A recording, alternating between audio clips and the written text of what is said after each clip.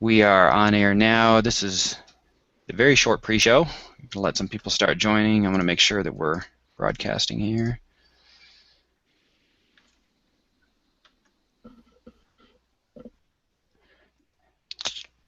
Should be going live here any second. I'm watching my page to see when it pops up.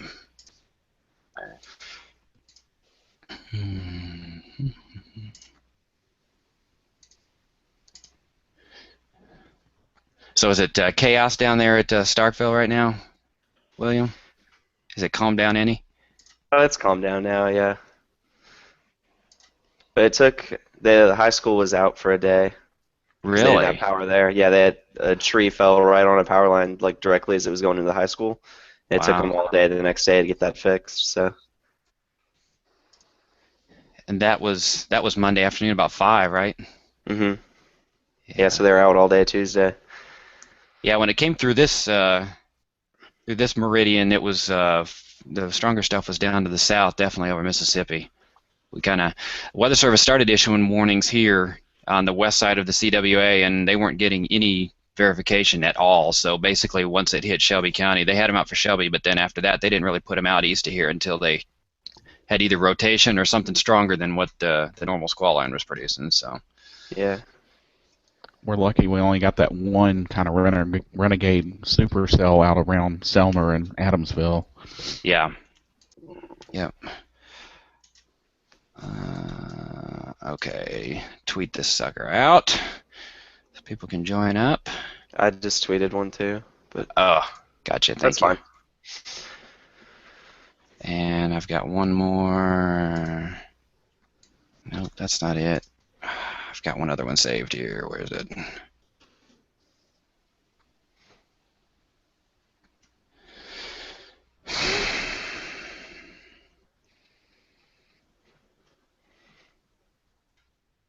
Ah, there it is. All right.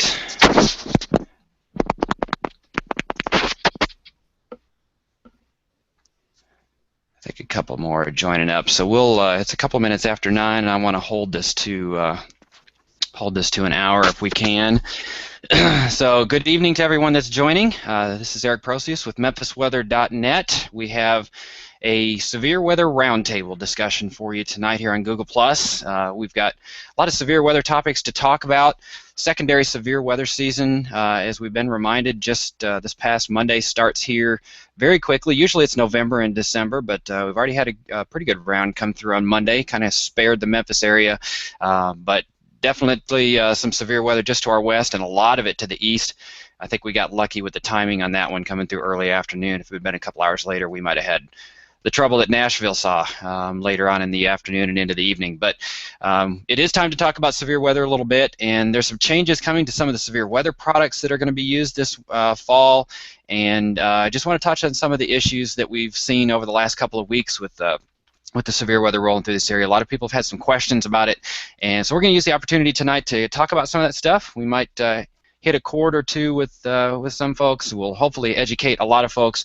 This is all about education and preparation. MemphisWeather.net is a brand new weather-ready nation ambassador, and so we are taking the opportunity to make sure that everyone knows the ways to be prepared in case of severe weather, educate you on some of the products and so forth that are out there, and kind of let you know what we do during severe weather as well.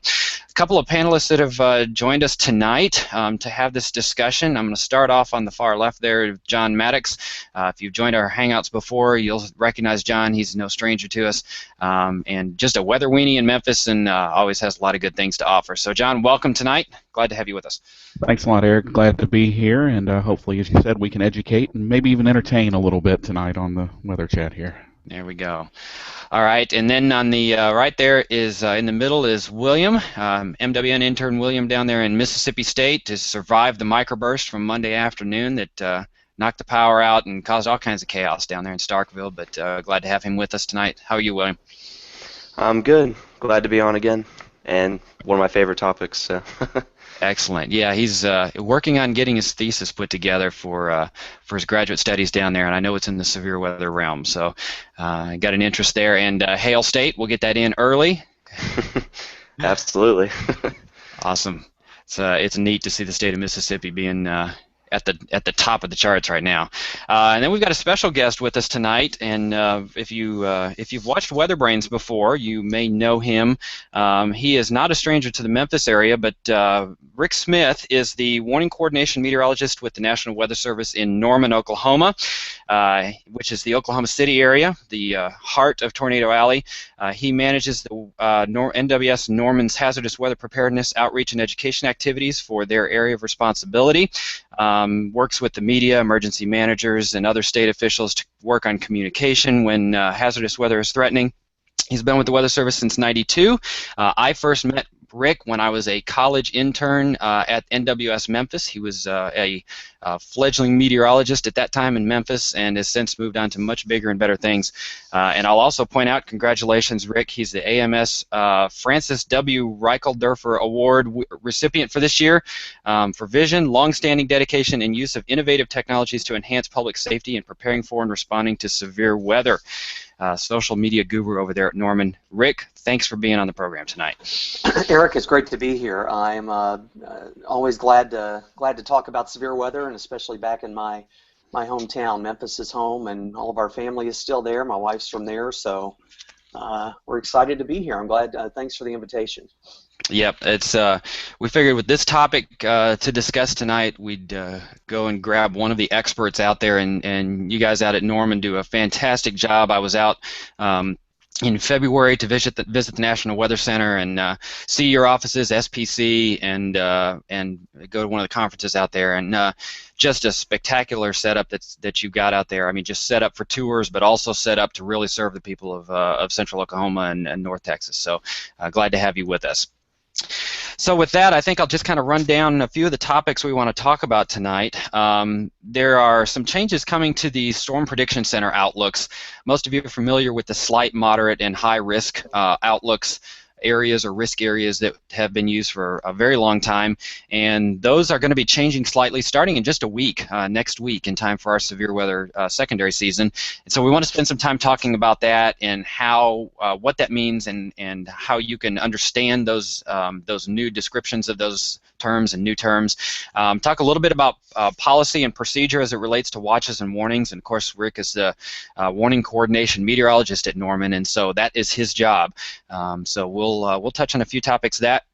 We'll also talk about some methods of receiving warnings, and we always say before severe weather, part of the preparedness technique is to make sure that you have multiple ways of receiving warnings. And so there are different ways of getting those. They all have their pros and cons, and we'll discuss some of those as well and make sure that you have everything you need. Then we'll seg a little bit into some siren talk. We have changes in policies in the last year and coming up in the next month here in the Shelby County and Mid-South area. So we want to make sure everybody understands what those policies are and what to expect during tornado warnings. And then we'll talk a little bit about school dismissal policies too, and that's come up here in the last couple of weeks. So a lot of things to talk about, and I want to start off the discussion here by showing you the changes that are coming as far as the Storm Prediction Center is concerned. So everyone's familiar with the slight, moderate, and high risk. And basically what that means is that you have a particular probability of severe weather for your area, and the probabilities are tied to the risk level. So the lower probabilities are the slight risk, the highest probabilities, which are very rare, are the high risk. Those are what we've been familiar with for years. Starting next week, the Storm Prediction Center, and I've blogged on this a couple of times in the past several months as this has been coming up, but starting next week, there are two new categories that are going to be introduced.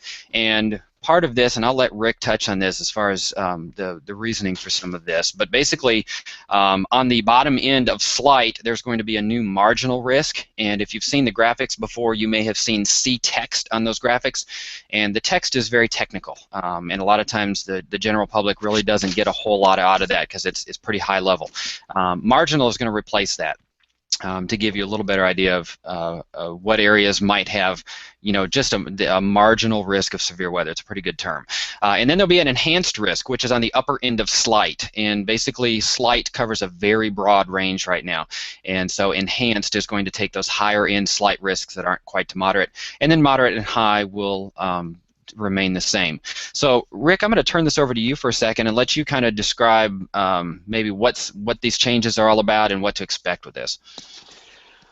Well, of course, the Storm Prediction Center outlooks have been in existence for 50 or 60 years now in some shape, form, or fashion. Used to be the National Severe Storms Forecast Center.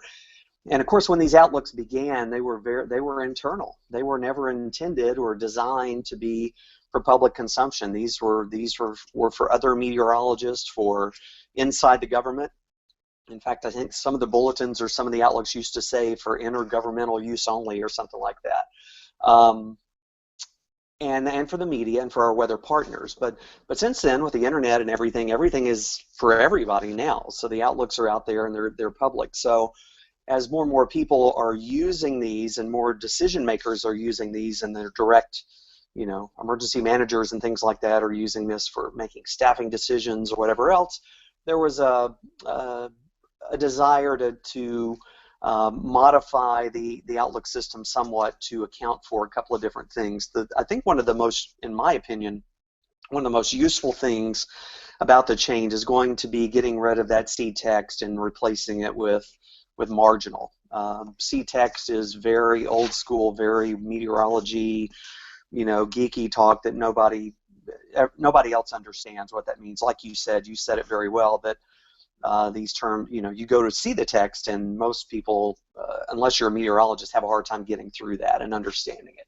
So I think that marginal better captures what that very low end risk is. There's either a risk of marginally severe thunderstorms or there's a marginal threat that there'll be, severe thunderstorms. So I think that's the intent. I don't know all the details and all the background, but I know that these terms were arrived at through some surveying and other things that were done by the Storm Prediction Center, by the Weather Service, in conjunction with working with some social scientists and communications experts. And so these terms, while they may not be perfect, that's what we're going to be dealing with come next week, the 22nd. Yeah, so I know the slight risk, that's one of those when they were going over, what terms to use and so forth.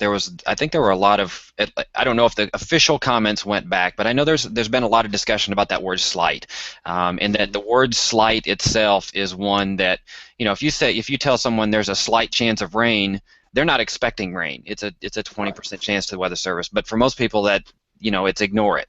And that's really not what it is intended. A slight risk is something that, you need to be on the lookout for. So I know marginal and enhanced are probably better terms, but the term slight is still in there for now, but, eventually I'd kind of like to see that one go away. Yeah, slight is, there's problems with these terms. I mean, they're not perfect. Most of them still have their roots back in the early days of the cells of Severe Storms Forecast Center, slight, moderate, high. Slight means something very different to meteorologists than it does to the public. Like you said, slight chance of rain, 20%. It's probably not going to rain, but a slight risk of severe thunderstorms, you can get some horrible things happening. I mean, we started the day on May 3rd, 1999, with a slight risk of severe thunderstorms for central Oklahoma. So what I've been telling people, obviously, that the risk categories are important, but for my general public talk, so I'm talking to people, I'm really trying to encourage them to not get so hung up on these categories and colors and lines on maps. If you're in any kind of risk around here and even in where you are, and there's a risk of severe weather, you need to be paying attention to the weather. I mean, I don't know that your actions, the general public's actions, in reality are going to be a whole lot different whether you're in a slight, enhanced, moderate, high. I don't know. I mean, those are some of the things we don't know. We don't really have a good handle on what people do with these outlooks, how they use them. So I think this is a good step. But yeah, I'm with you on the slight risk. That, to me, that's one of the terms that somewhere down the road maybe we can look at again and see if there's a better way of expressing that level of risk. Yeah, John, I think you had a question. Yeah, in the past, I've actually had people ask me, are the outlooks related to the number of or type of events expected within a specific area? And I think the answer is no. It's probably just based on probability. But that's the problem, I guess, with severe weather, right, Rick? Is you can't really say, well, there's going to be 43 tornadoes in this moderate risk area today. And I was just wondering if there had been any thought with, like they do with the watches now, where they say there's a 40% chance, and we'll get in the watches in a minute, of a EF2 tornado or greater in the watch area. Well, actually, both things that you said, there's some truth to both of those things. Actually, these words that you see, the slight and marginal and moderate and high, those words, it used to be that the forecaster would draw an area on a map and he'd say, I want the slight risk to be here, and they would draw an area and put slight in the middle of it. Now the way the Storm Prediction Center forecasters do this is they do it, everything is based on probabilities. I think even the watches are becoming based more on probabilities. So a forecaster doesn't sit down and draw, here's my slight risk area.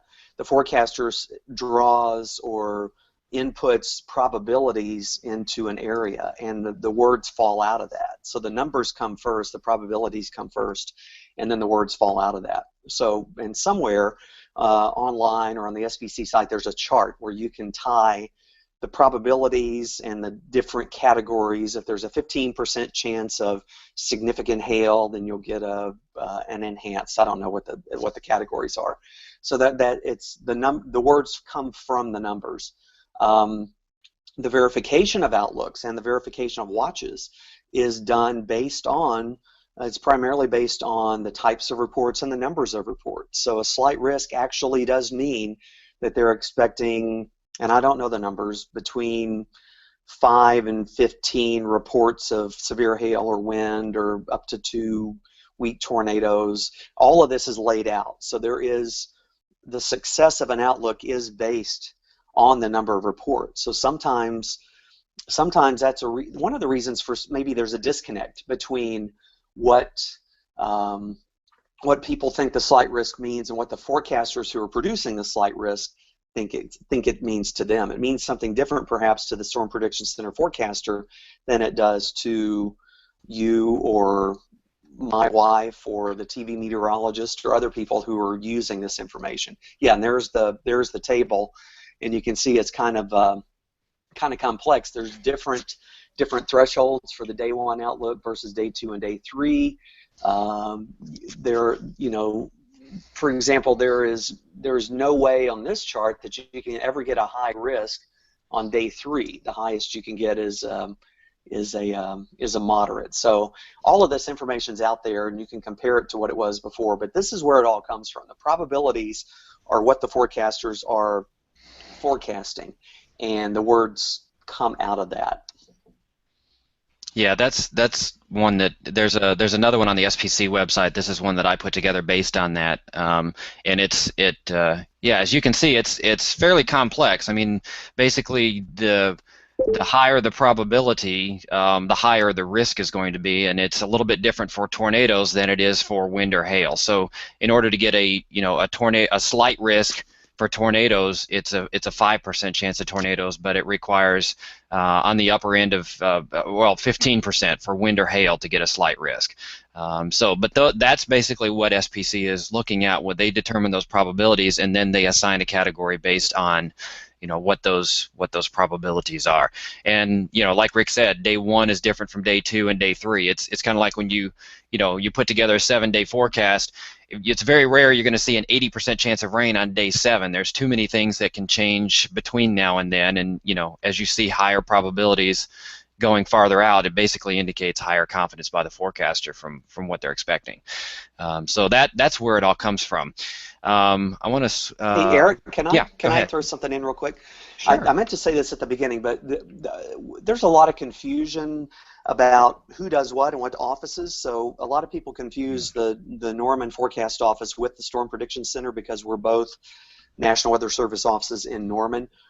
My office, the office that I work at, is the Norman Forecast Office, and we're just like the Memphis Forecast Office or the Nashville or the Jackson or Huntsville or Little Rock. We do the forecasts and warnings for 56 counties in our area. The Storm Prediction Center is also the National Weather Service. They're right next door to us, but they have a national responsibility. So I don't work at the Storm Prediction Center, and I think that's important to keep in mind.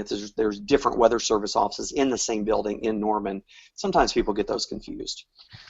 Hey, Rick, I have a question along those lines. Yep. I've just noticed recently on Twitter more than anywhere else, used to it was the National Severe Storms Forecast Center has issued a tornado watch for whatever.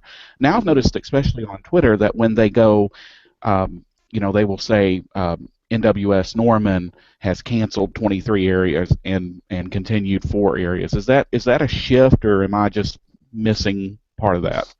No, that's how it's been. And Eric, if we're ready, I don't know if we're ready to get into the watch part of the process or not, but I can kind of describe how that happens and how those responsibilities. Yeah, let's jump to that in just a second. Let me share what we're going to do, because these categories are getting the words in which order they're supposed to be in and what's stronger than what can be confusing. And so I want to share what we're going to be doing here at MemphisWeather.net. As these new categories roll out next week, when there's only 3, it's pretty easy to know which one is high, which one is low. But what we're going to be doing, we're going to be using the same words as the SPC issues, but other scales like the tornado, the enhanced Fujita scale, the Saffir-Simpson scale, those all use a number system, and everybody knows that 5 is worse than 4 and is worse than 3. And so we're going to append a number to each one of those, marginal starting at 1, slight 2, up to high, which will be 5.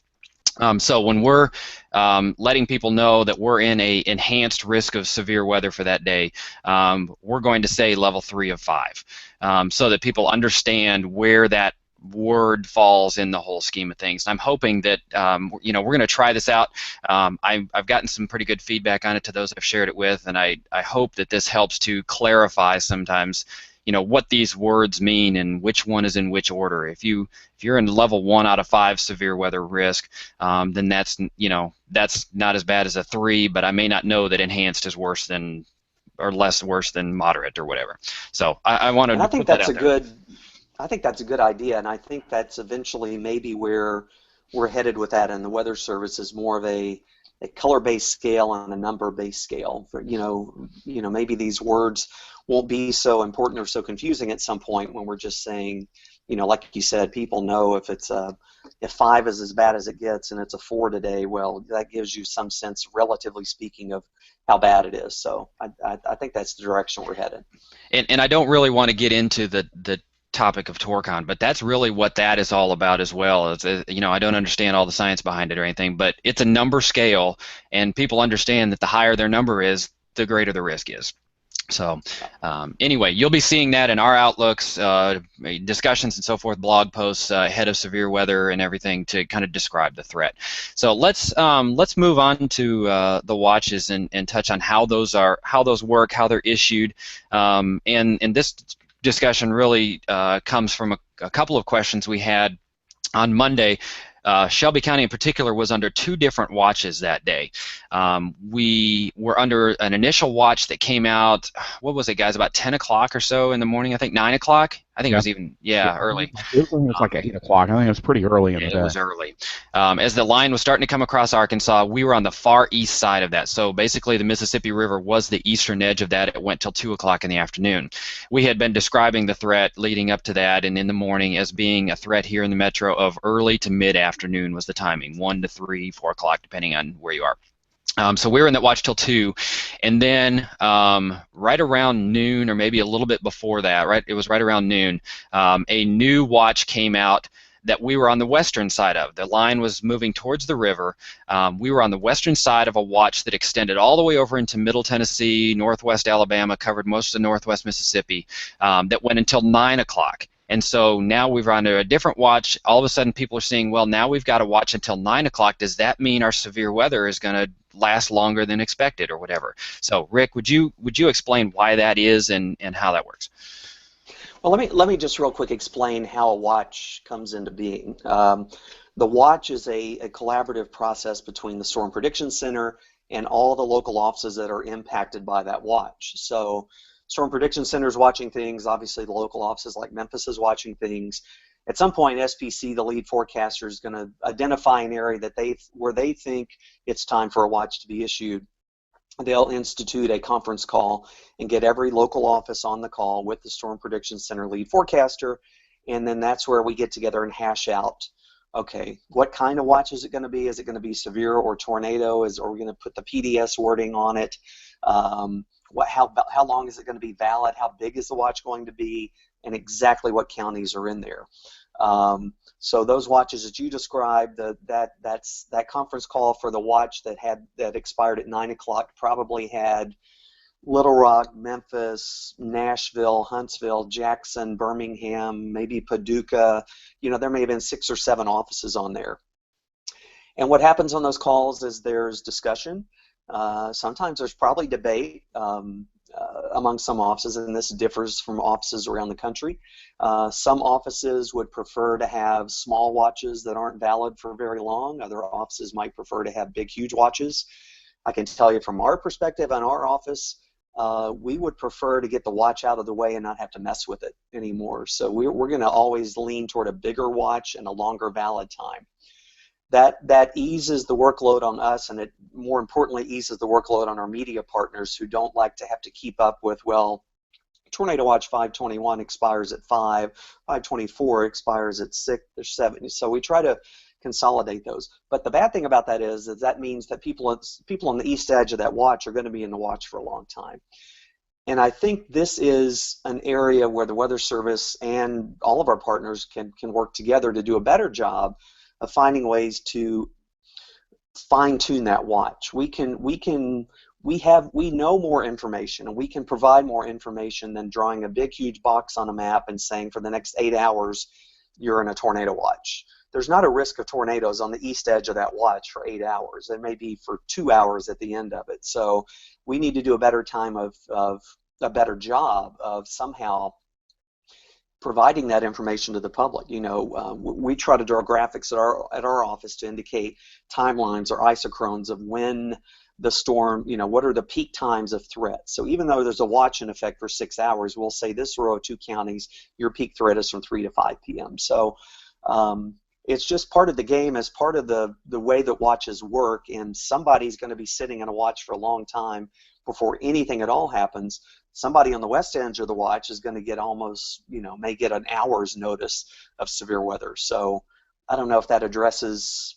If it doesn't, I can talk some more about it. But no, that's the basics. And kudos to the Weather Service here in Memphis too on Monday in particular, and I know they've been doing this more, but they did the very same thing that you described there. There were rows of counties that they outlined, your threat is between these hours, your threat is between these hours. It was a graphic. It described, what the threats were going to be, what the peak timing was going to be, and really helped to outline that. So no matter when your watch was issued or when it expires, if you're under the watch, this is the time period of concern, and that kind of stuff is even issued before the watch comes out. They may put that out at 5 or 6 in the morning to prepare people that are getting ready for the day. This is when we're expecting the severe weather, and obviously, there can be shifts in that, a little bit one way or the other. But yeah, so that really helps. And again, for those that are way off on the east side of the box, it kind of helps. Even if you don't know exactly when the severe weather is going to be, you can kind of get a feel from those watches as to when it's going to be there. Because if it's a line like it was Monday moving west to east, and you're on the east side of the box, you're going to be in the later time period, generally speaking. Now that doesn't always apply, Right. but if it's a solid state line and you're on the east side of the watch and it expires at 9, it's going to be closer to 9 than 1 when that line comes through your area. And John, did all that rambling answer your question? To be honest, Well, I've kind of forgotten what you. Well, I was just going to ask, who decides, and is it a purely kind of a local WFO decision, we're going to cancel these 2 rows of counties, or is there just continued coordination with the SPC on that? The way that works is once the watch is issued, once the initial conference call happens and that whole package of information comes out as the watch, then the rest, after that, it's really the responsibility of the local offices to clear counties. Now, the Storm Prediction Center in a legacy, we're kind of straddling 2 worlds here. So we're doing watch by county.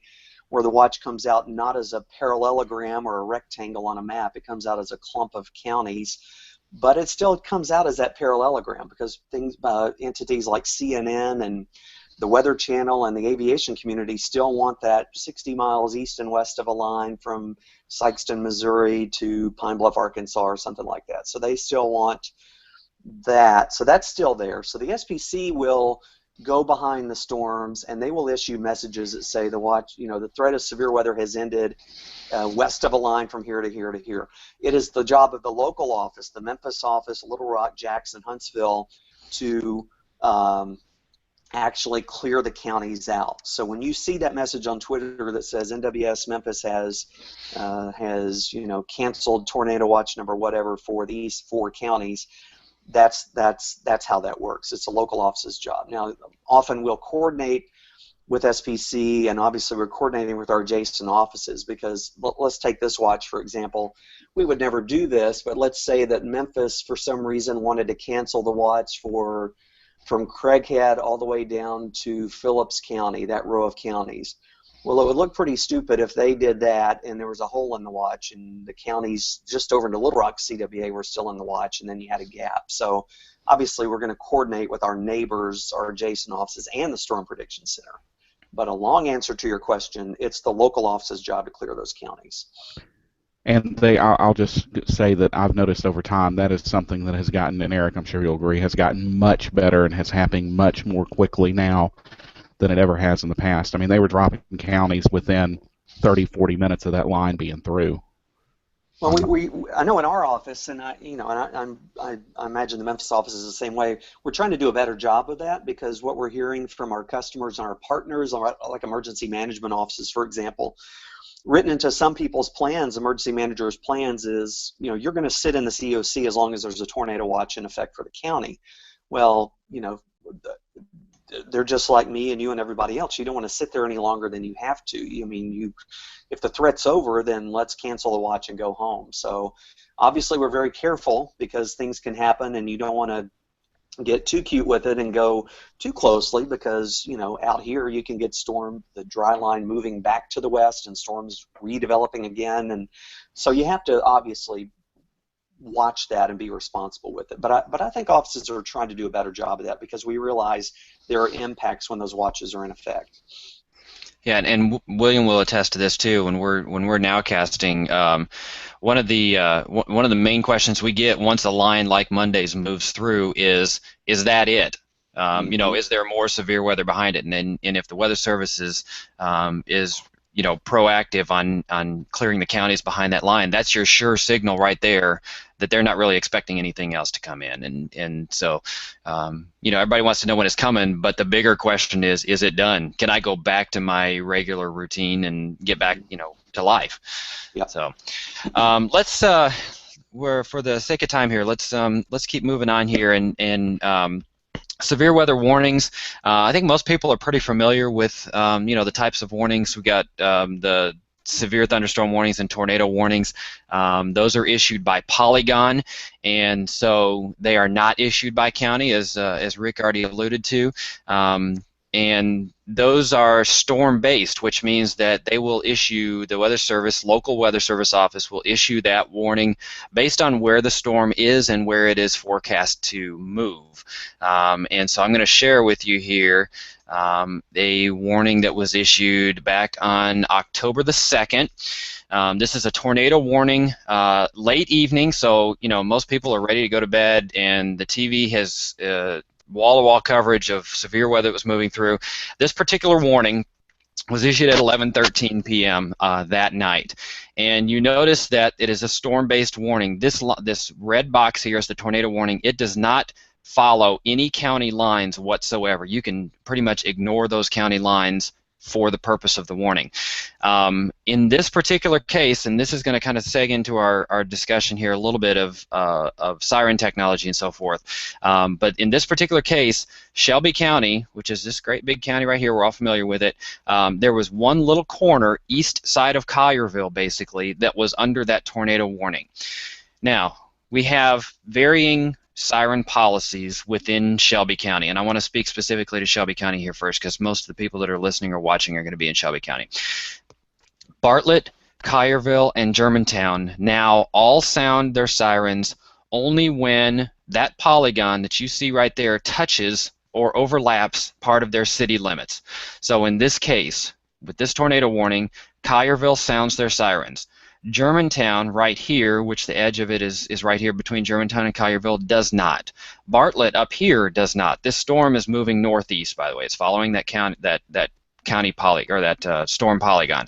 So Bartlett, this line has already moved past Bartlett. It's moving past Germantown. Collierville sounds their sirens, Bartlett and Germantown do not. The city of Memphis, which obviously covers most of the area within the southwest quarter of the county and then out along I-40 Highway 64 out here, however, sounds their sirens currently for any time a tornado warning touches Shelby County. So the sirens sounded for all of Memphis, which goes out here towards Lakeland, for this tornado warning. In addition, the rest of Shelby County, which is Millington, Shelby Forest, Arlington, Lakeland, and rural parts of southeast Shelby County out here between Germantown and Collierville, also sound their sirens for any tornado warning within Shelby County. So for this particular warning, the only places that were not sounding their sirens on this warning was Bartlett and Germantown.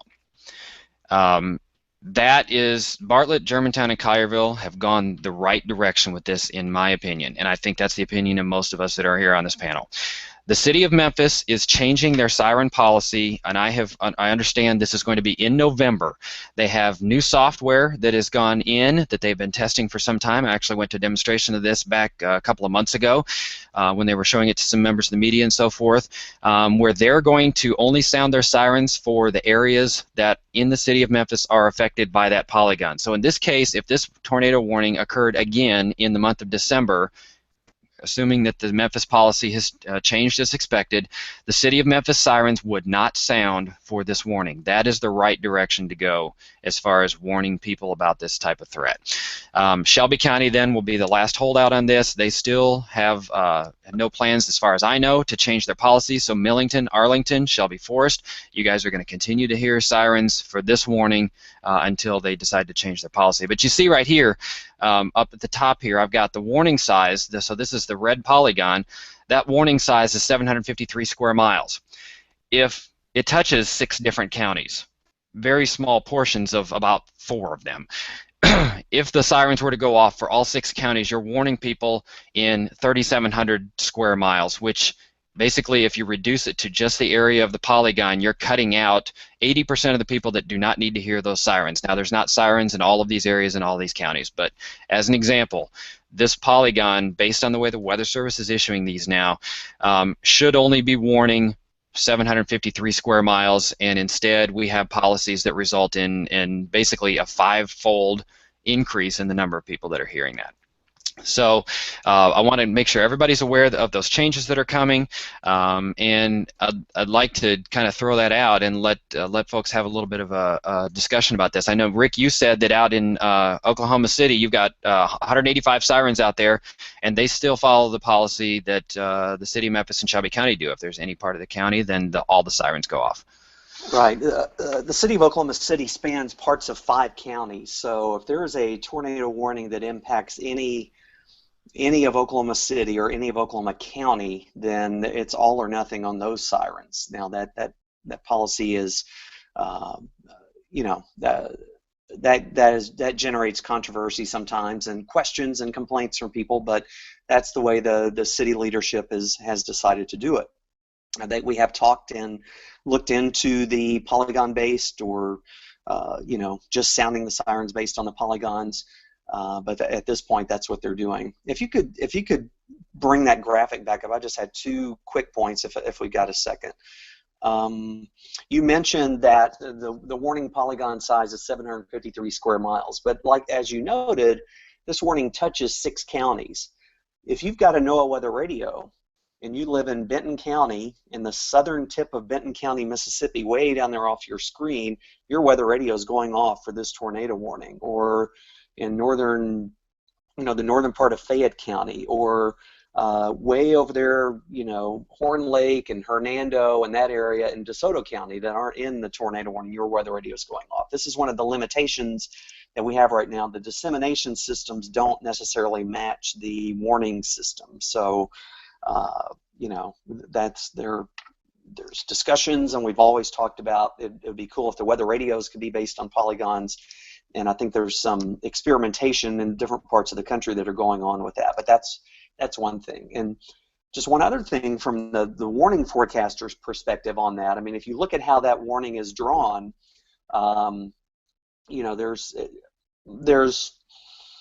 it's kind of hard to capture this sometimes, because they are truly storm-based warnings. We're warning for the storm, and we're not supposed to really take into account, or it's not supposed to be based on the counties. But in reality, you could draw a more jagged warning that didn't have the straight edges on it, and maybe just chop out that northeast part of DeSoto County and southeast Shelby, but then you're going to have this irregular shaped, you know, polygon. And so I don't know.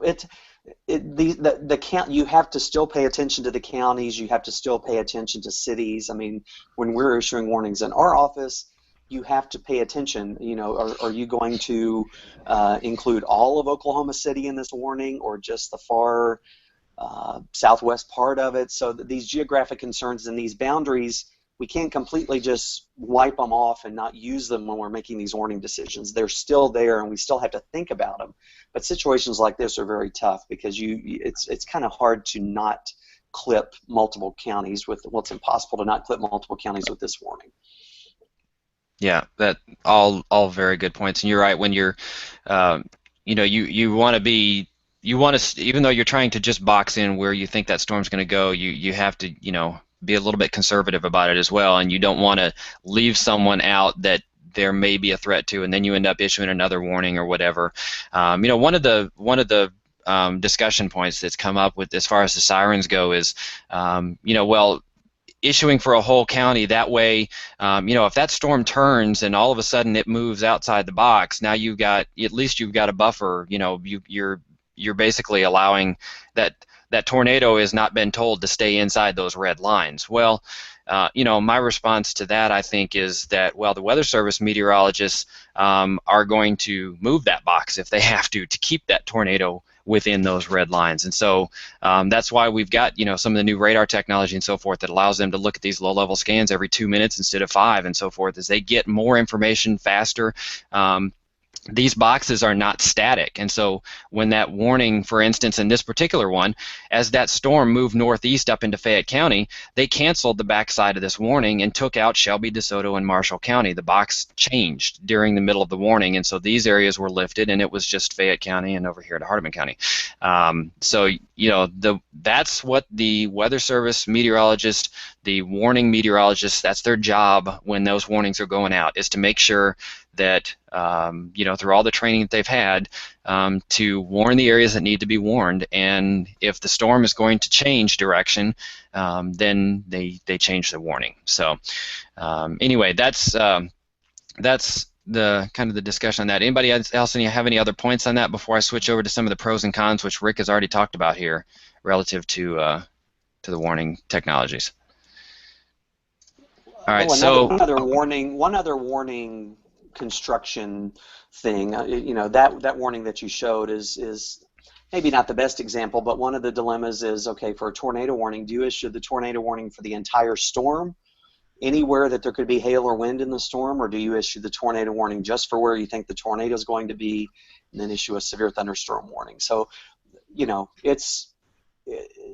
we always tell people it's not a video game. The forecasters, I mean, this is complex things, and it's never one storm that you're dealing with. So the constructing these polygons and overlapping them and making them all match and join and mesh together is a real challenge, and you get some very complex things going on. So it's not as easy as it sometimes looks, obviously. Yeah. So I also put together a slide here, and we won't go over this in a whole lot of detail. Most people are familiar with the different ways that you can get warnings, but you'll be seeing this more often as well as we get towards severe weather moving in. But all of these multiple warnings, ways of receiving them, I guess, have their pros and cons, and they're used for different purposes. For instance, we've been talking about sirens, and Rick mentioned that it's in many instances it's a county-wide type of system. Now some areas are going to different ways of doing that, but weather radios are the same way. Right now they're county-wide alerts as well, and so you can you may get technically overwarned, I guess, and kind of desensitized to some of these when you get warnings for areas that aren't for you. On the other side, you've got the pros of things like local TV. You've got the broadcasters who can point out exactly what areas are going to be under the threat from that storm, and you've got things like smartphones now with these mobile applications, all latitude, longitude based. We obviously recommend our app, Stormwatch Plus, and the MemphisWeather.net app that gives you targeted warnings. It's fully customizable, which means you can choose what types of alerts you want to get and what types you don't. It'll wake you up in the middle of the night. There are many different types out there that do those same kind of things, but there's a lot of different ways. You can't rely on just one. If you rely just on your television station and you lose a broadcast signal for whatever reason, then you're without a way of getting that information. If you rely strictly on your smartphone app and the technology fails behind that app, a server goes down or you lose cell coverage or whatever, then that doesn't work either. If you're relying just on sirens and you are sleeping and you have the air conditioner running and the rain is pouring, you're not going to hear those sirens and they're not going to wake you up at night. So lots of different pros and cons, and that's why we recommend that when you are in a severe weather situation, do not rely on just one of any of those, because you'll likely get caught with not having the information you need. You guys have comments on that? Yeah, I mean, I can tell you firsthand experience. I don't remember the storm before the first ones in October, when we had a couple of rounds of severe weather move through. We lost power, of course. I'm as bad as Greg Gast, and if there's a cloud that covers the sun, it seems like I lose electricity out here in Fayette County. But we lost power, and the AT&T tower, which I'm fortunate enough to be less than 3/4 of a mile from, lost power too. So now I have no satellite signal. I have no cell phone coverage. So, that's why you always say the multiple ways to get warnings. So it's critical for everybody. I say, it's like I tell people with computer backups. If you don't have 3 copies of it, you don't care about it. Well, you should have 3, at least 3 different ways to get weather warnings. I agree. I mean, that's what we try to drill into people's heads out here is, you need 3 ways, and having 3 apps on your phone doesn't count. I mean, that if you can have 15 apps on your phone, that counts as one way, because like John said, I mean, I've got 5 or 6 different apps on my phone or ways to get the warnings. And when we had the tornadoes in the metro area last May, my warnings were delayed 30, 45 minutes, an hour in some cases. So you can't put all your eggs in one basket. You've got to account for every situation.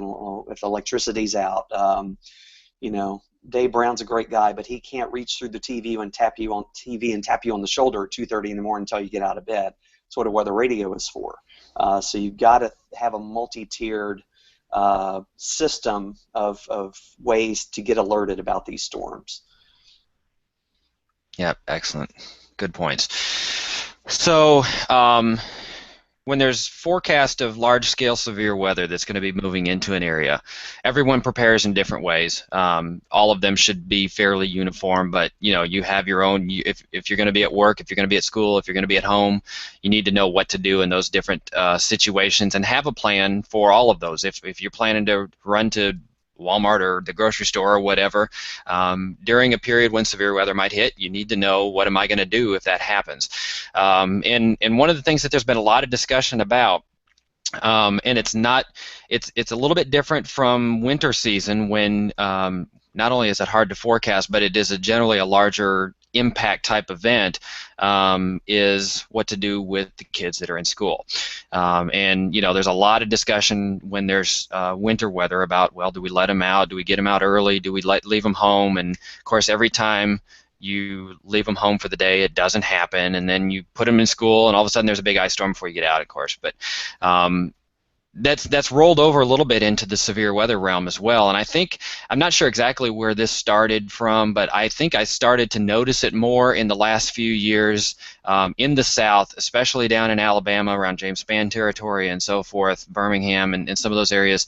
And it may have come after the Enterprise tornado that this really started to come about, where school officials are starting to make decisions on whether or not to hold class, let out early, whatever, on severe weather days.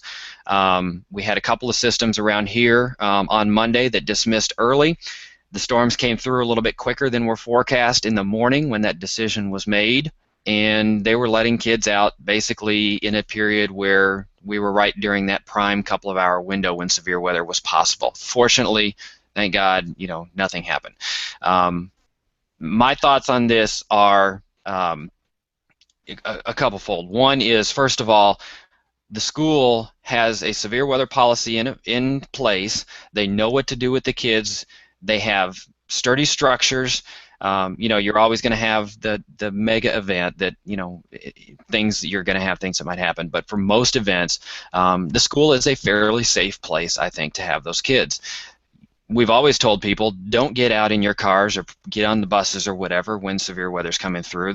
We've got a lot of folks around here. It's just the nature of the area that we live in that are in mobile homes and so forth, or in trailers. And those things, we tell people over and over again, if severe weather is coming and it's going to be bad, you need to find somewhere else to go. And so taking these kids, I think, out of what is potentially a safe place to be and putting them either on the roads on the way home in a car, or sending them home where maybe their parents are still working and they're at home alone, or they're in something that is not as sturdy as where they started, I don't think is a great idea. Unless you give enough notice early enough, you cancel for the whole day or whatever, so that you have a way for those kids, the parents are there with them or whatever, or they end up taking off work. But anyway, I know, Rick, you guys have had that discussion out there. You've had a couple of big tornadoes last year that hit schools directly. What has the discussion been about there, and how are you guys handling that when you talk with these school officials? Well, there's been a lot of discussion about this, obviously, and it's a very it's a sad topic to have to talk about, because we did have on May 20th we had 3 schools that were hit, 2 elementary schools completely destroyed, and a junior high, and 7 children died in one of those schools. So there's a real sensitivity to that, as there should be.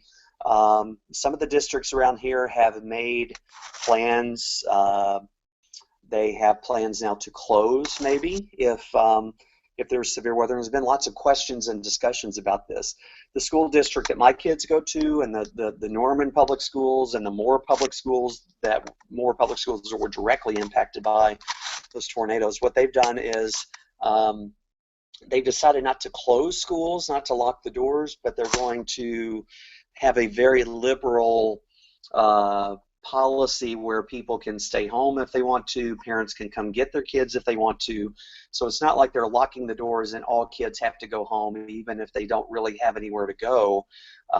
The option is there, and they're not counted absent if they want to stay home that day, if the parents want to take off work or whatever. So that's my personal opinion, not the Weather Service view, but my view, Rick Smith's view, that I like that. I think that's a good way to go. Now, all these decisions are very personal and local, so each school district has to do their own thing, knowing their kids, knowing their people.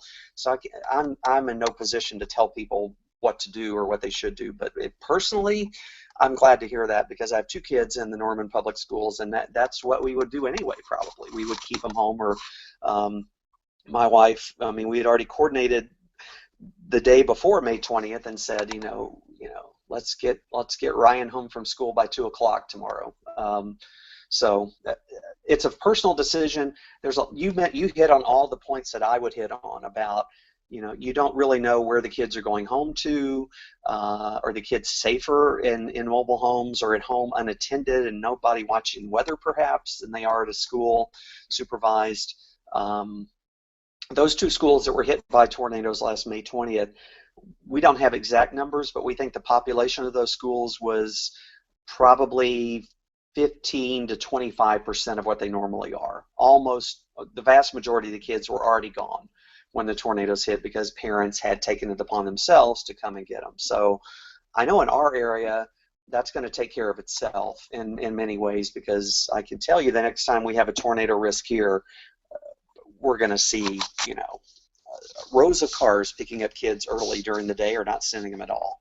So it's a complex subject, and I think it's a district by district thing. But I think we really just need to we need to realize that a tornado day is not the same thing as a snow day. A lot of people say, well, we have snow days for winter storms.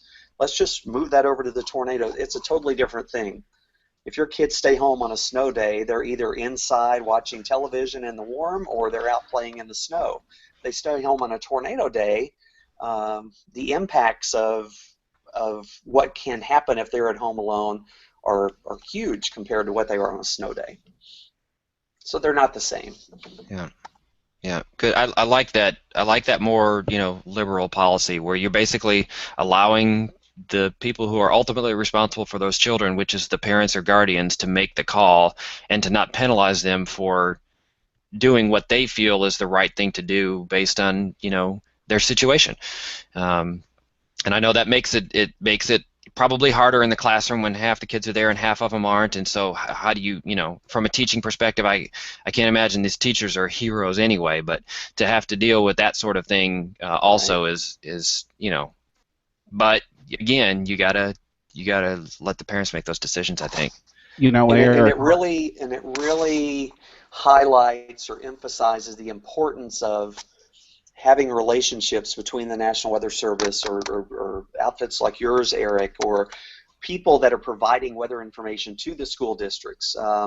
We have many school districts now who are on our conference calls and webinars on our email list. So we're coordinating directly with them. They can call us on the phone and ask us for decision support on some of these questions.